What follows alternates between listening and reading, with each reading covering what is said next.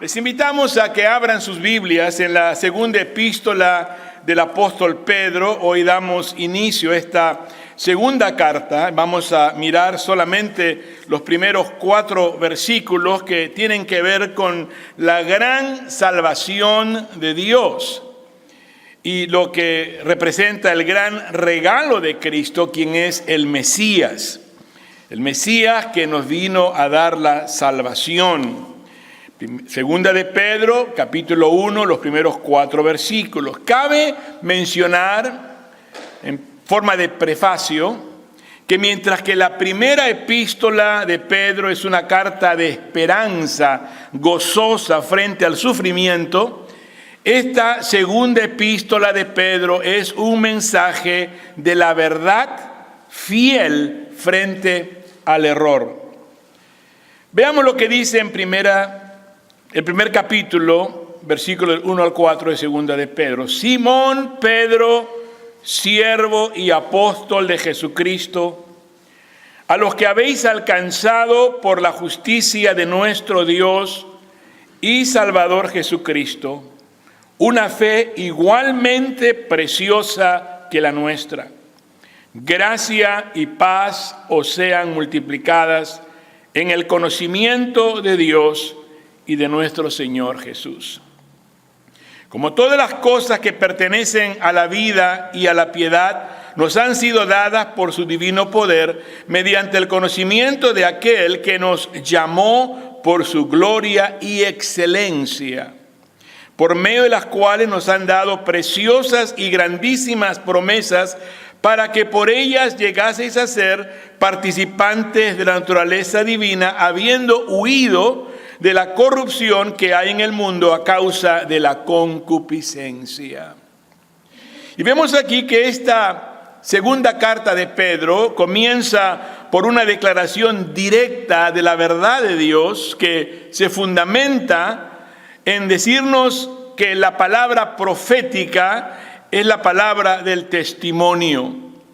Y vamos a orar y pedirle a Dios que nos ilumine la mente y el corazón y poder obtener el mayor provecho de este tiempo juntos. Señor, te damos gracias por tu palabra y te pedimos, Señor, que nos ayudes para que podamos no solamente ser oidores de tu palabra, sino también hacedores de ella. Señor, ilumínanos nuestro caminar. Tu palabra es lámpara a nuestros pies, lumbrera a nuestro camino. Te pedimos por aquellos que estén cansados o afligidos o necesitados.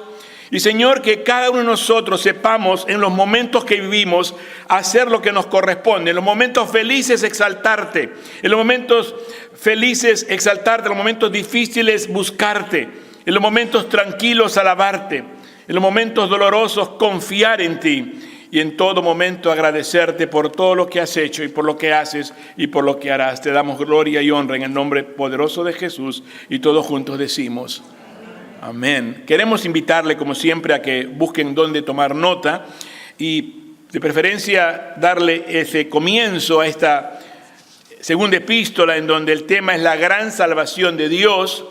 Y hablando del regalo de Cristo, que es el Mesías, vamos a mirar 5 puntos hoy acerca del Mesías merecedor de suma devoción, el Mesías de la fe, el Mesías de la gracia y la paz, el Mesías de la vida y la piedad y el Mesías de la naturaleza divina. 5 puntos a desarrollar juntos, así que les pido por favor que presten mucha atención.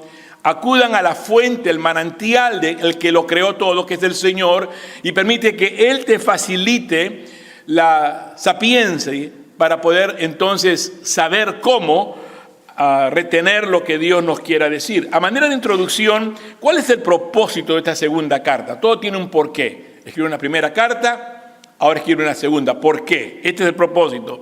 El propósito de Pedro escribir la segunda carta es para combatir y advertir a la iglesia en contra de los falsos maestros y las falsas doctrinas. Así que si les pregunto cuál fue el propósito de Pedro escribir la segunda carta, es para combatir y advertir. Anoten esas 2 palabras. ¿El propósito fue cuál? Combatir y advertir. ¿Lo dicen conmigo en voz alta? Combatir y advertir. Hay que pelear por nuestra fe, la sana doctrina. Hay que advertir a manera de saber que no podemos caer en el error de ser ingenuos. No todos los que hablan la verdad. No todos los que dicen que son seguidores de Dios son verdaderamente seguidores de Dios. Así que es una importante razón por la cual Pedro escribe esta segunda carta. Combatir y advertir a la iglesia en contra de los falsos maestros y las falsas doctrinas. Entre varias características especiales de esta carta, esta segunda de Pedro es una epístola universal. ¿Lo dicen conmigo? ¿Una epístola qué? Es decir, que no está escrita para una iglesia específica o particular, sino más bien para todos los creyentes cristianos. Todos necesitamos ser, por ello, aquellos llamados a combatir y advertir de lo que es la falsa enseñanza. Segunda de Pedro es una epístola escrita para combatir las falsas enseñanzas. Así también como vemos que es algo importante el saber que esta segunda epístola de Pedro es una epístola que verifica la inspiración de las Escrituras. Vean conmigo el capítulo 1, versículo 20 y 21, a manera simplemente de comentario. Dice versículo 20 del capítulo 1, entendiendo primero esto, que ninguna profecía de la Escritura es de interpretación privada, porque nunca la profecía fue traída por voluntad humana, sino que los santos hombres de Dios hablaron siendo inspirados por el Espíritu Santo. Repitan esta última frase. Los santos hombres de Dios, ¿qué cosa dice? Hablaron siendo inspirados por el Espíritu Santo. Esta segunda epístola de Pedro es una epístola del apóstol misionero para los judíos. A Pedro se le dio la responsabilidad primaria de acercar la circuncisión a todo el mundo, y él fue el apóstol para los judíos, según Gálatas capítulo 2. Y vemos nosotros pues en el día de hoy algo que corresponde a ver muy de cerca, el gran regalo de Cristo, siendo el Mesías la salvación. ¿Cuántos están agradecidos por la salvación de sus almas? Démosle a Dios una expresiva exaltación, un fuerte aplauso a Jesucristo. Gracias a Dios por la salvación de nuestras almas. Al ver nosotros, este es un gran pasaje que hemos leído, capítulo 1, versículo 1 al 4, y en la mente del autor, en la mente de Pedro, representa uno de los más trascendentes de toda la Escritura. Es un pasaje que toma a Jesucristo y lo exalta como el gran Mesías, el Salvador del mundo, que puede satisfacer las necesidades apremiantes del hombre. Hermanos, aquí está Cristo. Digan conmigo, ¿aquí está quién? Cristo. Y aquí está el gran regalo de Cristo. Él es el Mesías, el prometido del Padre, el ungido de Dios. Él es el gran regalo de la salvación. Y vemos pues estos puntos a denotar. Número 1, Él es el Mesías merecedor de suma devoción. ¿Qué merece Jesús siendo el Mesías? Nuestra suma devoción, una devoción total y completa. Que tú y yo seamos devotos a Él es lo menos que podemos hacer. Veamos las palabras de Pedro. Pedro se llama a sí mismo el siervo de Cristo. La palabra siervo significa mucho más que un simple sirviente. Significa un esclavo totalmente poseído por el amo. Es un siervo ligado, unido por la ley a un amo. Y dice en el versículo 1, Simón Pedro, que dice siervo. Yo me pregunto si tú has entendido la dimensión de lo que un creyente que está comprometido y que está rendido al Señor, devoto al Señor, tiene esa perspectiva de su vida. Yo soy un siervo de Dios. Así que por favor tengan esto muy presente cuando use el término siervo. Siervos, reunión de siervos. Vamos a tener una escuela para ser siervos. Vamos a apelar al Señor. Señor, quiero ser tu siervo. Todo esto significa algo muy interesante. Una mirada al mercado de los esclavos durante los días de Pedro muestra más claramente lo que Pedro quiso significar cuando dijo que él era esclavo de Jesucristo. En otras palabras, ser siervo significa ser esclavo. ¿Lo dicen conmigo? Ser siervo quiere decir ser esclavo. Soy esclavo de Jesucristo, dijo Pedro. El esclavo era propiedad del amo, estaba totalmente poseído por su amo. El esclavo existía para su amo y no tenía otra razón de vivir. El esclavo servía a su amo y existía solamente con el propósito de servir. La voluntad del esclavo pertenecía a su amo y existía la quinta y más preciada manera en la que Pedro quiso decir: soy esclavo de Jesucristo. Simón Pedro, esclavo. ¿Y qué más dice? Y apóstol. Vemos aquí algo tan importante que tiene que ver con lo que no solamente es ser un esclavo, pero también un enviado.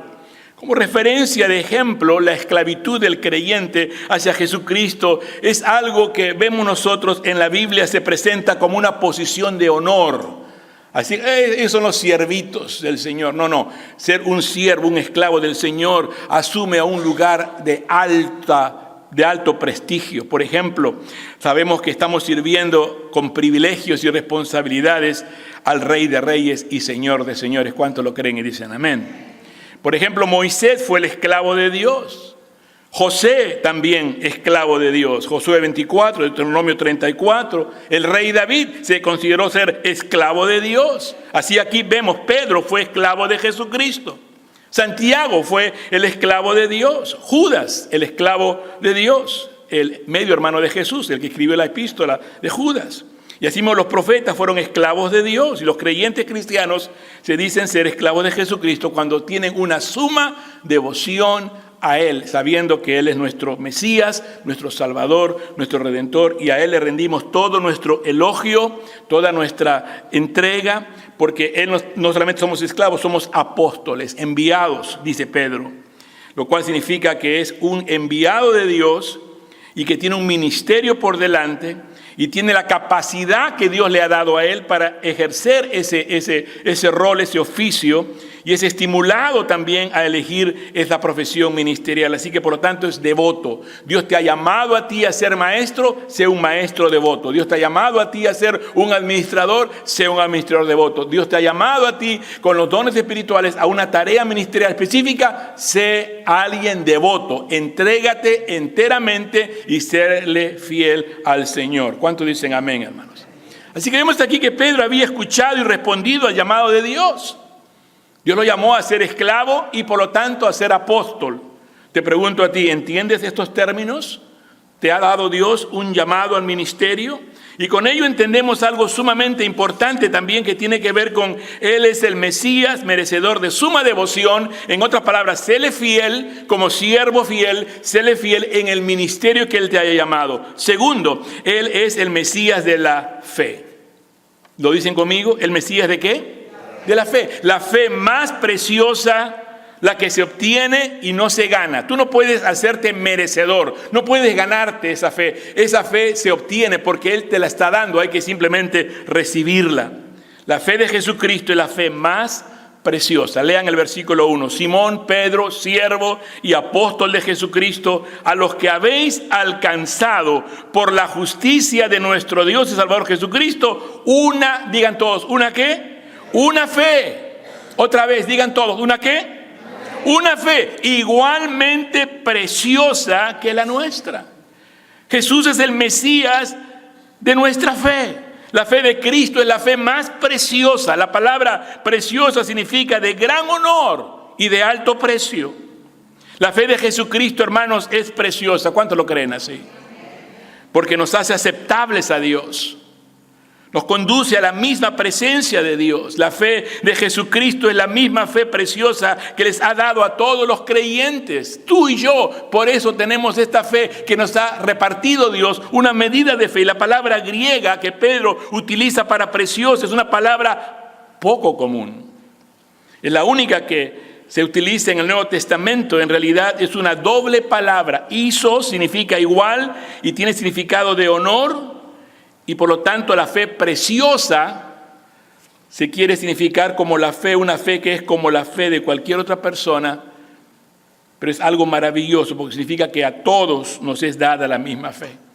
Así que no piense usted que Él tiene más fe o una fe diferente a la suya. A todos nos ha dado la misma fe que es preciosa, la fe en Jesucristo, en la cual tiene la confianza en el plan redentor del Señor. Él nos valora y nos honra tanto como lo hizo con Pedro, Santiago, Juan y Pablo. Tú eres especial para el Señor y Él te ha dado esa preciosa fe. Dile al que está a tu lado, recibe esa preciosa fe. Díselo.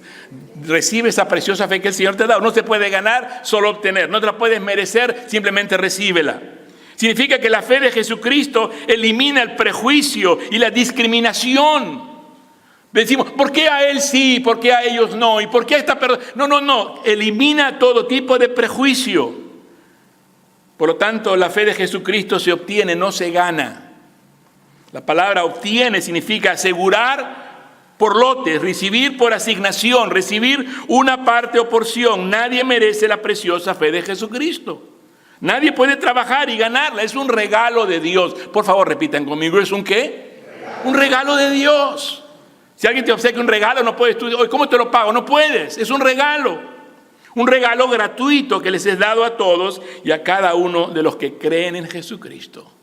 Porque has creído en Él, el Señor te otorga una fe preciosa. La fe de Jesucristo viene por medio de la justicia de Cristo. Vean el versículo 1, Simón, Pedro, siervo y apóstol de Jesucristo, a los que habéis alcanzado, noten, por la justicia de nuestro Dios y Salvador Jesucristo, una fe igualmente preciosa que la nuestra. ¿Cuántos dicen un fuerte gloria a Dios, hermano? Es algo maravilloso.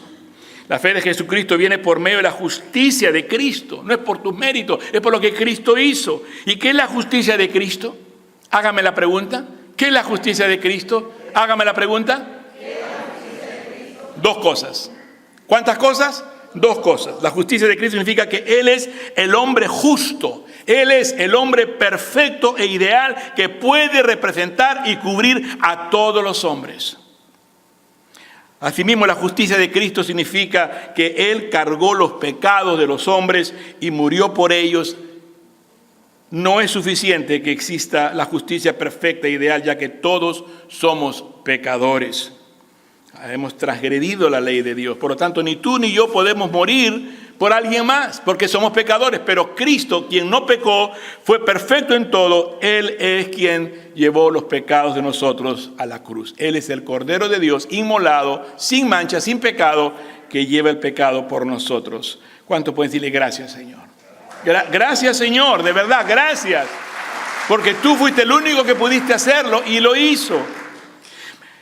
Vemos que Él es el Mesías merecedor de suma devoción. Luego vimos que Él es el Mesías de la fe. ¿Cuál fe? La fe más preciosa que se obtiene, no se gana, y es a través de la justicia de Dios y de Cristo. Tercero, Él es el Mesías de la gracia y la paz. ¿Lo dicen conmigo? ¿El Mesías de qué?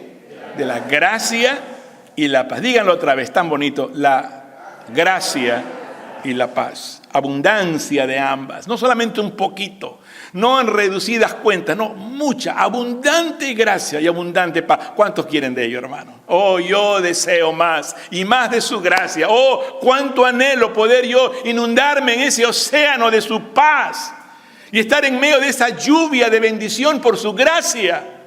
En efecto, es la abundancia de ambas, gracia y paz, a través del conocimiento de Él, conocerle a Él, para confiar en Él, obedecerle a Él y ser bendecido por Él. Gracia y paz viene a través del conocimiento. Jesucristo es el Mesías de la gracia y la paz.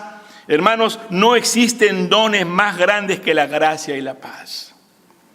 Gracia, ¿qué significa? El favor y las bendiciones inmerecidas de Dios. Para profundizar este tema, vemos que el hombre ha reaccionado demasiado en contra de Dios y no podemos olvidarnos. El hombre ha rechazado a Dios. ¿Cuántas veces somos tú y yo culpables de ello? Rechazamos a Dios, nos rebelamos contra Dios. Hemos negado a Dios con nuestras actitudes, nuestra falta de obediencia y nuestra manera de ser y comportarnos. Hemos cuestionado a Dios. ¿Por qué? ¿Por qué sí o por qué no? Hemos pecado en contra de Dios, desobedeciéndole, muchas veces ignorándole. Nos está hablando y como que nos hacemos de los oídos sordos. Muchas veces hemos estado renegado de Dios. Y algunos hasta han maldecido a Dios. Pero sin embargo nuestro Dios nos da esa gracia y esa paz. No merecemos su gracia, No merecemos su favor, pero Él nos la da. Romanos 3:24 dice, siendo justificados gratuitamente por su gracia, mediante la redención que es en Cristo Jesús. Es el Señor quien nos redime y por medio de su redención es que nosotros hemos recibido de su gracia. Gálatas 5:24 dice, pero los que son de Cristo han crucificado la carne con sus pasiones y deseos. Tú y yo, que somos aquellos que obtenemos por medio de la fe preciosa la gracia y la paz, no podemos seguir viviendo queriendo satisfacer nuestros propios deseos de nuestra carne, nuestro egoísmo. No, debemos de crucificar la carne con nuestras pasiones y deseos. Díganlo conmigo, ¿debemos de qué? Crucificar la carne. Y allí la razón por la cual mucha gente, llamándose cristiana, viven de manera que deja mucho que desear. En otras palabras, no interpretan sus acciones como algo que realmente va al lado de lo que están diciendo. Oh, yo soy cristiano, yo amo al Señor, pero mira cómo vive, mira cómo se comporta, mira sus decisiones. La fe de Cristo es la más preciosa de todas y con ello el significado de lo que nos da la gracia, pero también nos da la paz. Digan conmigo, ¿nos da qué cosa? La paz. Y hablando acerca de la paz, significa estar ligado, estar unido y entregado, y también significa estar nosotros entrelazados con otros y con Dios. O sea, por eso es que aunque nuestra fe y creencia es individual, pero luego se hace colectiva, porque tú y yo, unos a otros, soportándonos, amándonos, orando unos por otros, cuidándonos, ayudándonos. Es el amor del Señor. Significa tener un sentido, una conciencia, un conocimiento de que Dios proveerá, guiará, fortalecerá, sostendrá, librará, estimulará, salvará, otorgará verdadera vida ahora y también para siempre. Por eso es que somos un cuerpo. Los creyentes somos parte del cuerpo de Cristo. Cuando uno se goza, todos se gozan. Cuando uno está triste, todos estamos tristes, porque tenemos ese ligamiento de la paz del Señor. ¿Cómo puedo yo estar tan contento y tan feliz cuando hay otros que están tan sufridos y necesitados?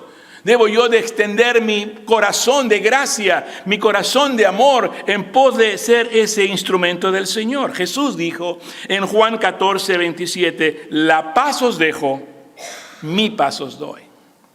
Yo no os la doy como el mundo la da. No se turbe vuestro corazón ni tengáis miedo. ¿Cuántos tienen miedo? No levante su mano. Pero sepa esto. No hay por qué tener miedo, aunque es algo humano, una emoción natural. Pero más bien deja que el Señor, la paz que Él dejó, la paz suya que nos dio, se apodere de tu corazón. ¿Cuántos desean la paz del Señor, hermanos? Entonces no podemos dar lugar al miedo, a la cobardía, al terror.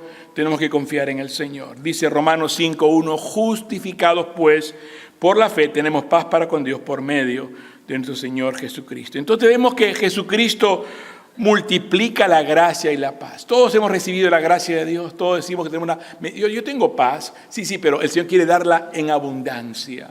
Por lo tanto, ¿cuántos aceptan, cuántos reciben, cuántos anhelan abundantemente más de la gracia y de la paz? Levanten sus manos ahora sí. Abundantemente, yo quiero más. Por eso ese canto que dice, yo quiero más y más de Cristo, es prácticamente las palabras de una oración que elevamos a Dios. Pero cuando uno cree que no, yo estoy bien así, no, yo estoy bien, es porque está bien mal. Una persona que dice, no, yo estoy así, no, o sea, no hay que ser tan exagerado, estas personas no tienen la vista normal, tienen la vista corta, y es por eso que la próxima semana vamos a aprender acerca de las cosas que hay que saber qué añadir y la manera en la cual Dios nos llama y nos encarga algo tan importante. ¿Cómo puede una persona estar siempre rebosando de gracia y de la paz de Dios? Les vuelvo a hacer la pregunta. ¿Cómo puede una persona estar siempre rebosante de gracia y de la paz de Dios? ¿Cómo? Ya lo leímos, ya lo repetí 2 veces, se lo vuelvo a decir. A través del conocimiento de Dios. ¿Lo dicen conmigo? A través del conocimiento de Dios y de Jesús, nuestro Señor. Debemos conocerle a Dios para poder recibir gracia y paz. Lo cual significa conocer a Dios. La palabra conocimiento significa conocimiento completo, personal, preciso y correcto. Hay mucha gente que viene de la religión, que se nos inculcó de niños. Y creemos que sabemos de Dios, hemos oído de Él, y nos podemos referir como a aquellas cosas que se han dicho, pero no tengo un conocimiento personal de Dios. ¿no? Un conocimiento preciso y correcto de Dios. Por lo tanto, significa conocer a Cristo personalmente, es conocerlo a Él por experiencia. Digan esta palabra. ¿Por qué? Por experiencia. La experiencia que cada uno vive.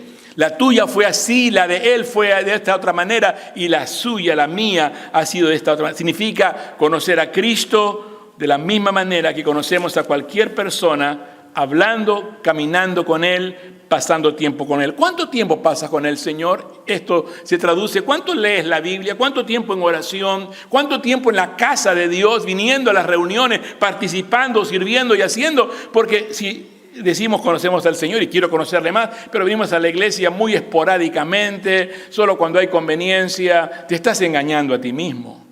Las prioridades juegan un papel sumamente importante, por eso pregúntate si tienes la intención de querer conocer a Dios o simplemente ser un religioso más de los tantos que hay.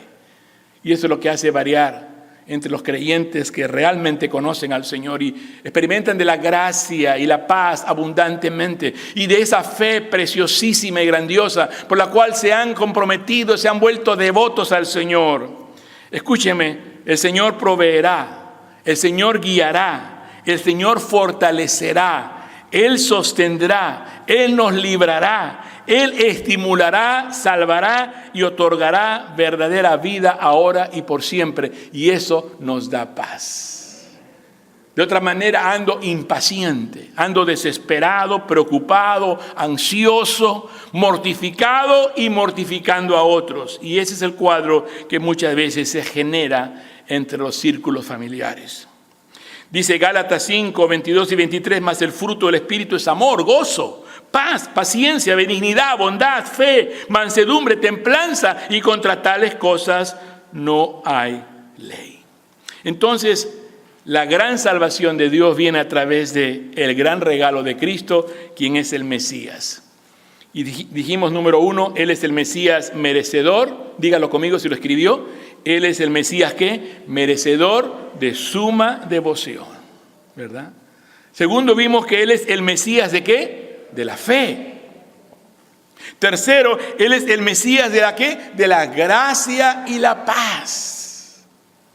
Y cuarto, vemos ahora, Él es el Mesías de la vida y la piedad. Vemos aquí en el versículo 3, como todas las cosas que pertenecen a la vida y a la piedad nos han sido dadas por su divino poder mediante el conocimiento de aquel que nos llamó por su gloria y excelencia. Él es el Mesías de la vida y la piedad. En abundancia nos da todas las cosas por su divino poder a través del conocimiento de Él. Miren ustedes qué significa todo esto. La vida que Cristo nos brinda es exactamente lo opuesto a lo que aparenta ser. La vida que Cristo ofrece es una vida abundante, una vida de más alta calidad. Por eso es que la gente se pregunta, tú eres cristiano y mira cómo andas, todo abatido, cansado, ¿verdad? Todo angurriento por las cosas de este mundo. Es que cuando uno tiene a Cristo, Él le satisface todo, no está buscando más nada. El Señor es nuestro todo. Decimos amén, ¿verdad? Mas sin embargo, ¿cómo demostramos esa vida? Esto es lo que la gente quiere ver. Si realmente amamos a Dios, y por eso le obedecemos, le amamos, vivimos para Él, nuestra intención es vivir para Él. Tenemos vida, amor, gozo, paz, bondad, satisfacción y seguridad. Eso es lo que atrae a muchos, porque sabemos que hay gente con mucho dinero y habiendo experimentado muchos placeres, dicen, no es suficiente, no me satisface. Una persona habiendo llegado a la cúspide del éxito, dice, no me satisface, no hay algo más, no hay algo más. Y es cuando resulta entonces que la gente se da cuenta de que no es el haber llegado a las metas, haber llegado a las cúspides del éxito. Es el viaje, el recorrido que nos lleva hacia allá. Pero qué fiasco cuando uno pensó que el llegar a tal meta, el tener tanto dinero, el lograr tanta fama, experimentar tanto placer, me llevaría a la felicidad. Y se encuentran que al final no había nada. ¿Saben por qué? Solo Jesucristo satisface. Solo Jesucristo satisface en forma abundante. Él es el Mesías de la vida y la piedad. Él dijo, yo soy el camino, la verdad y la vida, y nadie viene al Padre si no es por medio de Él. Vemos que es su divino poder. No hay nada que Él no pueda hacer. Si tienes al Señor, tienes la mayoría contigo. Pablo dijo, todo lo puedo por Cristo quien me fortalece. ¿Cuál es tu debilidad? ¿Cuál es tu necesidad? A través del conocimiento de Él verás que tú eres una persona invencible, porque el Señor está contigo y somos llevados de victoria a victoria, de triunfo en triunfo en Cristo Jesús. Somos más que victoriosos por medio de aquel que nos amó.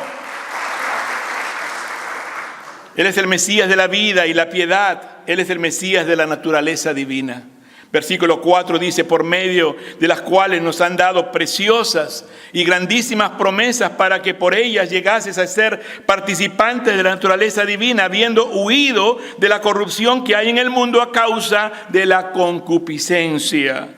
Jesucristo es el Mesías de la naturaleza divina o del hombre nuevo, tú y yo como cristianos, habiendo renacido. Porque hay una corrupción que mata, que destruye. Pero el Señor nos ha dado una nueva naturaleza y las promesas que nos ha dado son aquellas que tienen que ver con la persona que cree en Jesucristo. Hay mucha gente que quiere e intenta cambiar por sí mismo. Ya no voy a ser un adúltero, ya no voy a ser un borracho, ya ahora sí me voy a reformar, ya me voy a rehabilitar, ya voy a tomar la decisión, ya esta es la última vez y nunca es la última vez. Continúa lo mismo y lo mismo. ¿Por qué? Porque no puede uno por su propio haber, por su propia habilidad. No se puede, es imposible. Es el Señor, el Jesús, el Mesías, el que nos da una nueva naturaleza para que ahora haya un cambio. Recuerda, por favor, si así fue contigo. Cuando Cristo vino a tu corazón, te lo cambió, te lo transformó, te quitó el corazón de piedra y te dio uno nuevo, de carne, sensible a Dios, un corazón de odio, duro por la maldad de este mundo, un corazón tierno, lleno del amor del Señor. Por eso Él nos cambia, nos transforma, y eso es lo que significa ser una persona en Cristo. Nueva criatura es, las cosas viejas pasaron y aquí todas son hechas nuevas. ¿Cuántos cristianos hay aquí? ¿Cuántos alaban al Señor por esa vida nueva que el Señor nos ha dado? Y es por eso que podemos predicar y anunciar y proclamar las verdades de aquel que nos llamó de las tinieblas a su luz admirable. Es por eso que somos incansables comunicadores del Evangelio. Es por eso que tenemos un fuego que arde dentro de nuestro ser. Y nuestro anhelo es ver a más y más almas que se conviertan al Señor. Aunque hay tanta adversidad por este mundo que ha cegado la visión de la gente para que no vean la luz del Evangelio. Pero hemos de proseguir y hemos de continuar a seguir el mandato de nuestro Señor Jesucristo. Hermano querido, no te rindas. No te rindas, ten fe en el Señor, confía en Él y continúa labrando la tierra que el Señor ha puesto que estemos labrando, porque sabemos que está dura la tierra. Hay gente muy dura de corazón, una mente entenebrecida, están cegados completamente. Pero la palabra de Dios es viva y eficaz y más cortante que una espada de doble filo, que parte entre el alma y el espíritu, que introduce hasta los tuétanos y discierne los pensamientos y las intenciones del corazón. Esto es lo que va a cambiar nuestros corazones y va a cambiar nuestro mundo el día de hoy. La palabra de Dios. La palabra de Dios. Advertamos entonces que el creyente escapa de la corrupción que existe en este mundo a medida que da lugar a que la persona more en el Espíritu de Dios, more en el caminar con el Señor. El Espíritu de Dios, aquel que está en nosotros, cada día renovándonos más y más, día a día. El pecado, hermanos, lleva consigo por la corrupción la muerte.